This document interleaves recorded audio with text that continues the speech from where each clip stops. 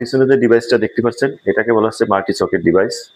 Multi socket device বলতে বোঝাচ্ছে 2 বা ততোধিক লোড এই মাল্টি সকেট ডিভাইস দ্বারা চালু করা যায়। ধরেন এটা হচ্ছে 2 পিন সকেট আর এটা হচ্ছে 3 পিন সকেট। 2 পিন সকেট দিয়ে সাধারণত আমরা লাইটিং লোডটাকে চালু করে থাকি আর 3 পিন সকেট দ্বারা আমরা পাওয়ার লোডটাকে চালু করে থাকি। 2 পিন সকেটের 2টা পোর্ট আছে, একটা হচ্ছে এখানে একটা আর এখানে এটা একটা ফেজ আর একটা হচ্ছে নিউট্রাল, একটা ফেজ আর একটা নিউট্রাল। আর 3 পিন সকেটে আমাদের 3টা পয়েন্ট আছে, একটা আর্থিং, ফেজ, নিউট্রাল।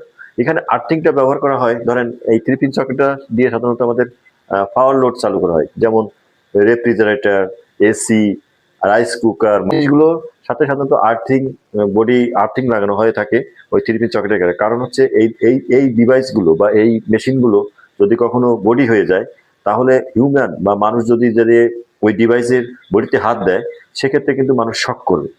এই সমস্ত প্রোটেকশন থেকে রক্ষা করার জন্য আমাদের এই আর্থিংটা ব্যবহার করা হয়। আর এটা ফেজ, একটা নিউট্রাল, একটা কারেন্ট দিয়ে যাবে, একটা ব্যাক করবে। এটা আর এটা হচ্ছে একটা সুইচ, এটা হচ্ছে অফ করে দিলে পুরো পাওয়ার সকেটটা অফ হয়ে যাবে আর অন করে দিলে পুরো পাওয়ার সকেটটা অন হয়ে যাবে।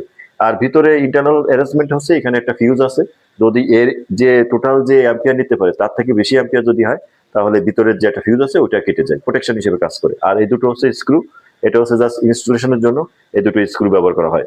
আর এটা ইজি একটা কোম্পানির নাম।